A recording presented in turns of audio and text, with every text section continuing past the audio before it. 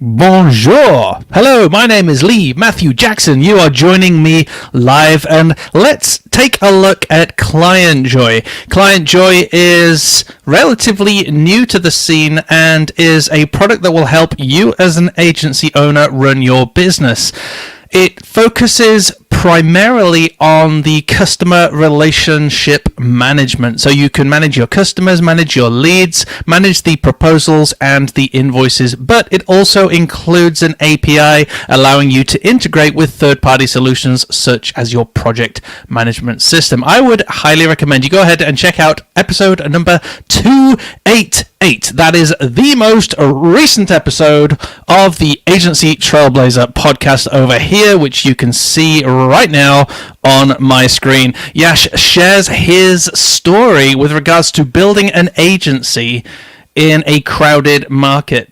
In fact, he had competition within the exact same building that his agency was based, and he shared how he was able to stand out from the competition and really start to scale his business when he focused primarily on SaaS companies. So it's definitely well worth a listen. He's then taken everything that he learned and built this product, which is called Clientjoy. I have not used it. This is brand spanking new. I got this from the special deal that you can find over here, which is appsumo.com/clientjoy. You can grab yourself a lifetime license. I went ahead and bought one, and I am checking it out in a blank installation. Let's have a play. Let's talk about some best practices as we're managing our clients, and let's also see how easy this is to use and to work out with literally zero configuration thus far. So, without further ado, I'm going to take a look around. If you join me at any point, let me know you are here. Give me some emojis. Give me a hello. Let me know the sound's okay. I'm always paranoid that I've knocked something and you all can't hear me. And if you have any questions or any advice or any tips, please share. If you're watching the replay, please type in the words replay, and cheers to you. Let me just have a quick swig. It's grape juice. Right, let's have a look. So I've landed here. When I've logged in on the dashboard, I can see my core areas down here. I've got leads, customers, proposals, invoices, and items. So that's pretty obvious to me. I've got a profile I can manage, and I've got some settings that I can set up. So I probably want to go and have a look in the settings. I say this is a blank install. I did have a little poke around just to see what was going on. My microphone is a bit hot today. If I turn it down like that... How's that, Facebook user? Thank you very much. Is that any better? I've turned the gain down so it's not as loud. And also, let me try this. Testing 1, 2, 3. So hopefully, having played around with it, you've got better sound. But let me know if you have any further issues. And thank you very much. So I'm taking a look here, and I can see... Thank you. Yes, lovely. All right, let's crack on then. Thank you very much. I appreciate that so much. So... we can see here that the dashboard, and I'm going to go into the settings and set a few things up. So first things first, I could upload my picture if I wanted to. I've got my name. I can pop in my telephone number, change my address. That's all obvious stuff. I've got my billing information here, which I never have to worry about because this is the lifetime license. So let's take a look at the workspace settings. Here I can configure my company name, which is obviously Jackson Limited. I can change that to Agency Trailblazer.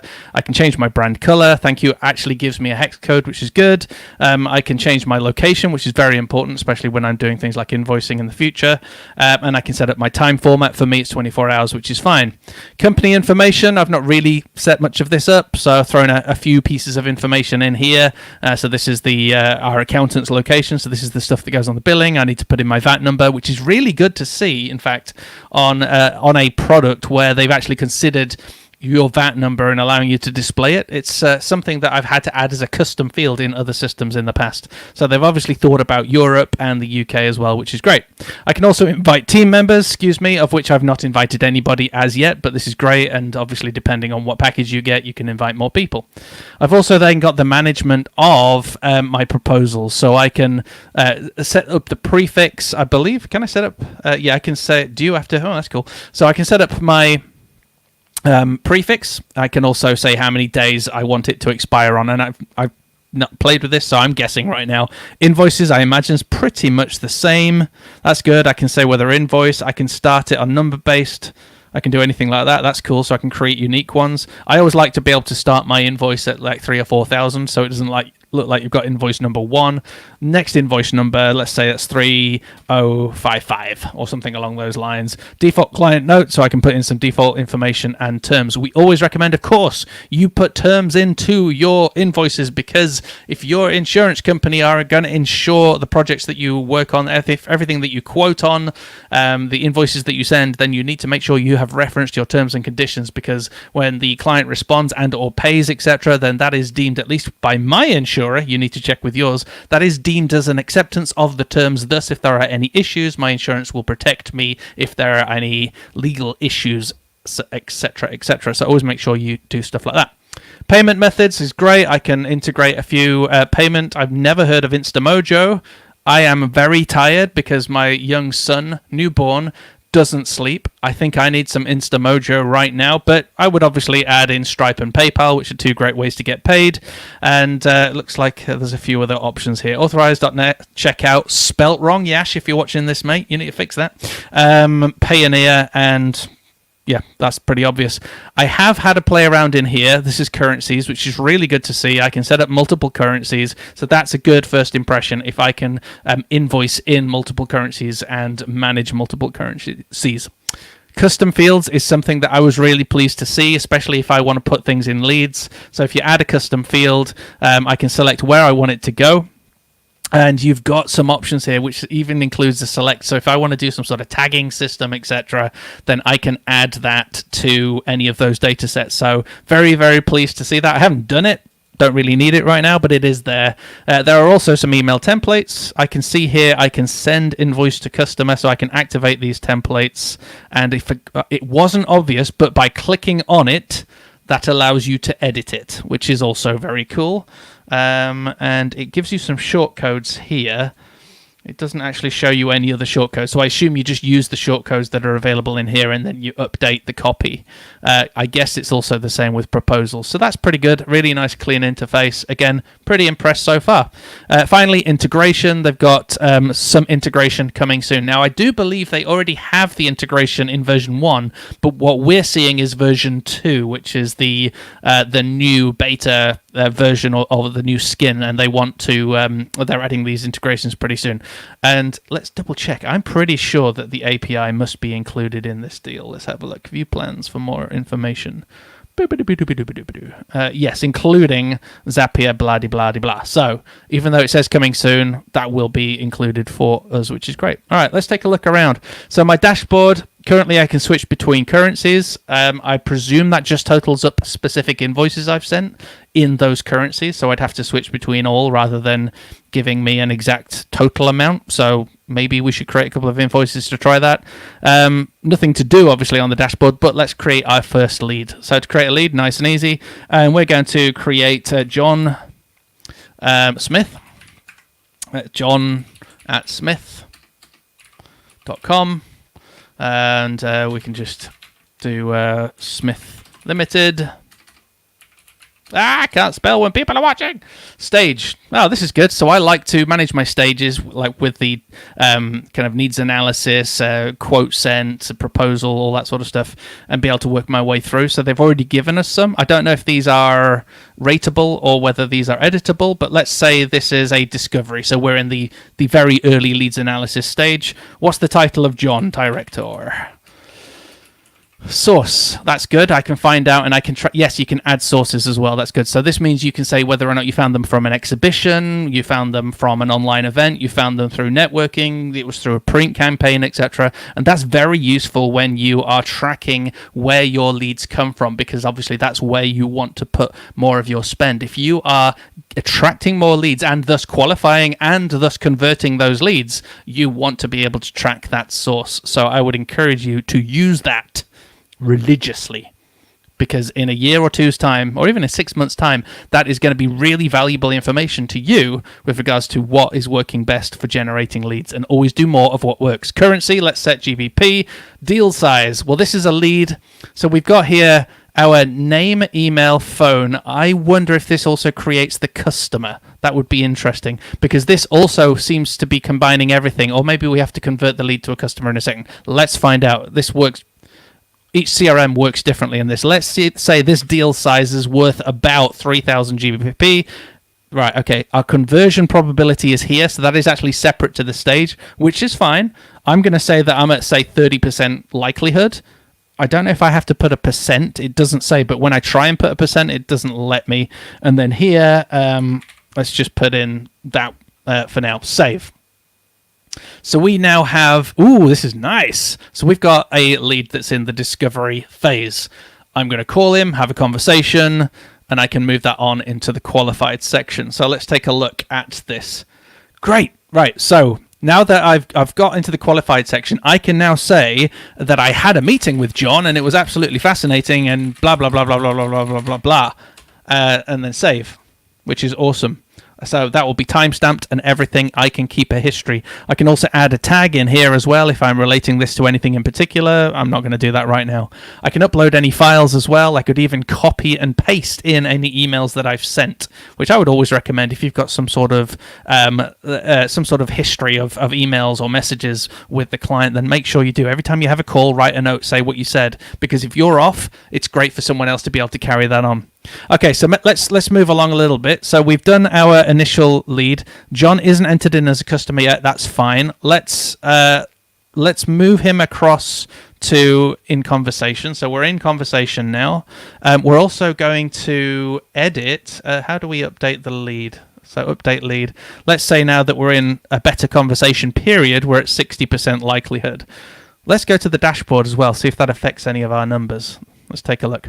Okay, in conversation is £3,000 worth. It doesn't give me a deal pipeline based on those probabilities, though, so maybe that's somewhere else. That's fine. Right, so let's go back to leads. So we've got John Smith here. So I presume now at this point I can create a proposal based on all of the information that I've discovered. So let's do that. So let's say new site, John Smith, receiver, John Smith, which is a lead, create.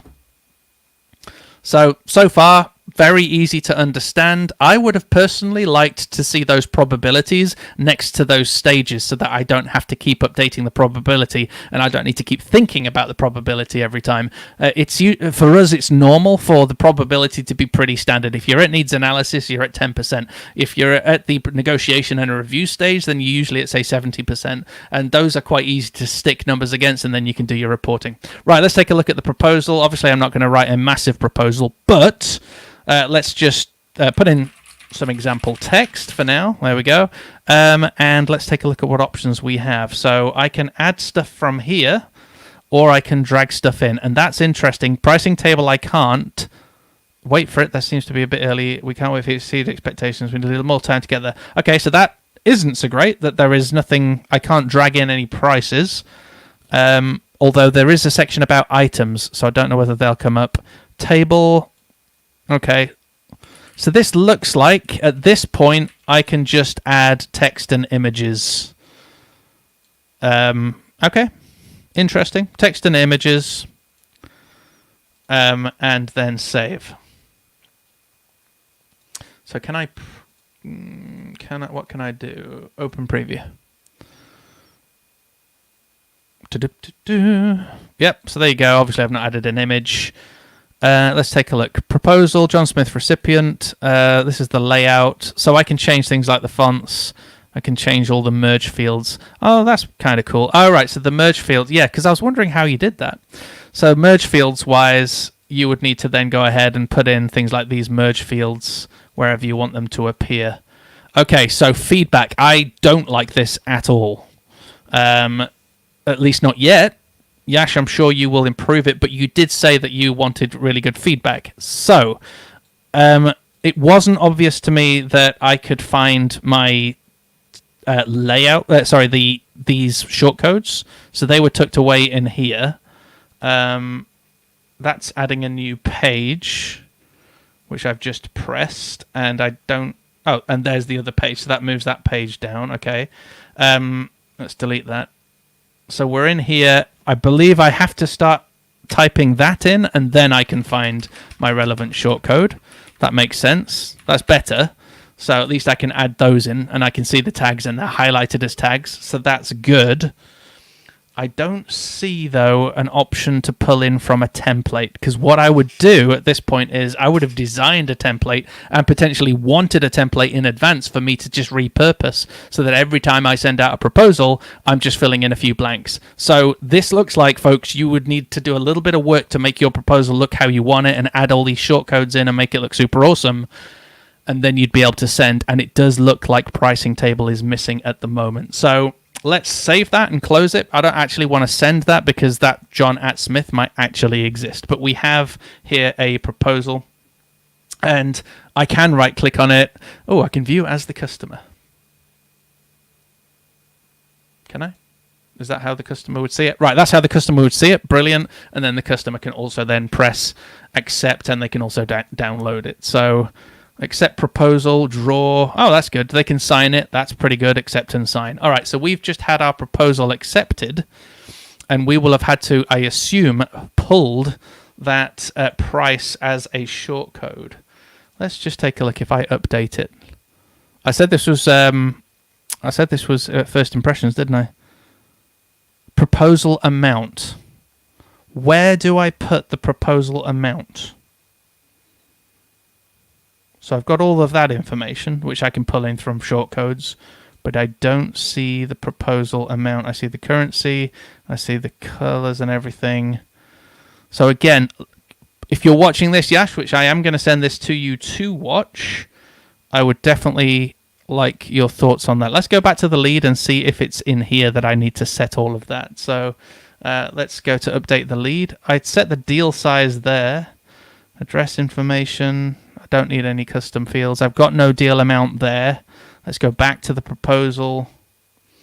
Yeah, so that's this feels like a weak point. I can see the signed contract and everything, but I can't see things like the deal amount and all of that sort of stuff. And also, weirdly, I can also edit a deal after it's been accepted, which could be perceived as a little bit dodgy for accounting purposes, because people could potentially change something once it's been signed, which isn't a good thing. So you shouldn't be able to, in theory, edit the proposal in post. It might be useful if you said something wrong and you want to cover your ass, but that's also dishonest, and I also wouldn't recommend you do that. But anyway, so we can see there's a weak point. You'd have to probably, I mean, that's a very manual process. You might want to send proposals out separately. So I can't give good ratings at the moment for the proposal system as a first impression without any training, and have never played with that before. But that's where we're at so far with proposals. So anyway, let's say we've accepted that now, which is awesome. So let's go to customers. I don't have him as a customer yet. He has accepted my proposal. That's good. Let's take a look at here. Can I now convert you to a customer? No. Let's go to leads then. Right. He accepted the proposal. It didn't move it to closed won. No problem. Let's move it to closed won, which is great. Let's click on him and let's convert him to a customer. Save. Now he'll appear as a customer, which is fantastic. Awesome. Let's have a look at the customer card. Great, I can now continue with history, etc. against that customer. Interestingly, though, the proposal that we created is only related to the lead, no longer to the customer, which is the new customer. So that data potentially should have been brought across. Now, remember, the purpose of Yash launching this is that this is a nice new product, and he needs feedback like this so that they can make this a really good system. So I would probably recommend, like me, you get in early so that you can help guide the direction of this product and see the stuff that you would like to see in it. Yash and his team are working really hard. So Yash, again, if you're watching, you know, if I've created a lead, mate, I've created this lead, I've created that proposal, which is related to the lead, which is great. I've now got a problem where I couldn't work out how to put pricing tables in. It looks like it's a new feature. Couldn't work out how to actually set a price. That looked like it was 0. And then when I converted the customer, unfortunately, the proposal doesn't carry over and still remain linked to the customer. And I can't see any way of editing this to link it to the customer. I've got 2 John Smiths now, so that's also confusing, mate, because I need to know what the difference between a lead or a customer, and John Smith is in there twice. So I'd have to change the link. So something to change there. Great. Let's go into invoicing. So I've sent the proposal. That's been accepted. Now I want to do an invoice. So let's do an invoice. I'm searching for John Smith. So that's got me the customer, which is great. It's not showing me both because I only want to invoice the customer. I've got a good-looking template already. So again, Yash and the team, I would love to have seen that in the proposal as well, some sort of already done setup. Now, how do I add? Right, I add my invoice items here. So this would have been perfect to see inside of the quote builder, the proposal as well. And then that could have been therefore converted as an invoice. So that would have been great. So let's put in a fake item here. It says create a new. We'll have a look in a minute. I assume, right. So we have to create items every time. But I can add multiple pricings, which is good. That's all right. So let's just say web design. Taxes. I haven't added my tax codes or anything, so let's just leave it. Save. So web design, but I can set my per price. So I can say that this is 100 per hour, let's say, and we're going to say 10 hours. And I'm not selecting any taxes. It automatically calculates. I can make an adjustment, or I can add discounts, etc. So that's good. A little bit of a design flaw here, where that pops up over the top, and I can't press save. So let's close that, and now I can press save. Cool. All right. So we've got our invoice, which is awesome. And if I open up the preview, I can see what that invoice is going to look like. And I also believe I'll be able to download that invoice as well. Yeah, download the invoice. So great, I can send an invoice. I set up all my services in advance, which is quite useful. Web design, consultancy, development design, whatever those individuals are. And then I can add a per rate basis. So quantity 10, rate, blah. I can add my tax, got my total, and that would all be added into that. So some of this really should be in the proposal as well, because if I can send the proposal, I can then automatically convert the proposal into an invoice and the lead into a client and still have everything all related to each other. That would massively reduce the workflow that I would need to do in here. It would match my workflow and massively reduce the amount of clicking and re-entering of details, etc., that I currently have to do in the system. So my first impression is this is a system that looks like it's got promise, but frankly needs work to get it to where it needs to be for a professional agency who wants to be able to plow through this and for this to match their workflow. So far, so good. We've got our branding. Looks like we can make more templates, but again, that's coming soon, which is a frustration. But remember, as you're going into an Appsumo product and maybe you're getting into something that's new and early, I get it. There are going to be features that are coming soon. And Yash was very honest on the podcast. That's episode number 288. You can listen to it on here, where he shared why they've gone out on Appsumo, why they've pushed out early so they can get the feedback like this. So he said he welcomed me doing this, which was ridiculously raw and honest, because that means they can create a better product rather than trying to make everything and then finding out later that nobody likes it. All right. Let's also then go into our items. Great. I can see now my items, and I can set, my costs per item, or I can do it on the actual invoice. And also I can add new items, etc. So overall, that's all the core features. Obviously, we're waiting for the integration so that once an invoice has been done, or maybe once a proposal's been accepted, maybe it would then spark a project in our project management system, and then hopefully based on tags, etc., I can say what template to use. So there's stuff like that I'm hoping to see coming soon. I'm really keen to see where this goes. But with regards to my workflow, the following feedback is as such. First of all, let's go back to the dashboard here. I cannot see that invoice that I've invoiced. I can only see my sales pipeline closed one, which is good, but I don't know my billing. Therefore, that invoices section would need to integrate with third-party invoices like my QuickBooks setup. So I think that's something that's missing as well. Obviously, I can do that through Zapier if that gets set up, because we already do stuff like that. But yeah, I can't see my invoicing on this dashboard. If I go to invoices, all I can see is this draft invoice. Maybe I need to update this to mark as sent, and then maybe it will come up on the dashboard. So it's marked as sent, and it doesn't come up. Oh, it comes up. Right, here we go.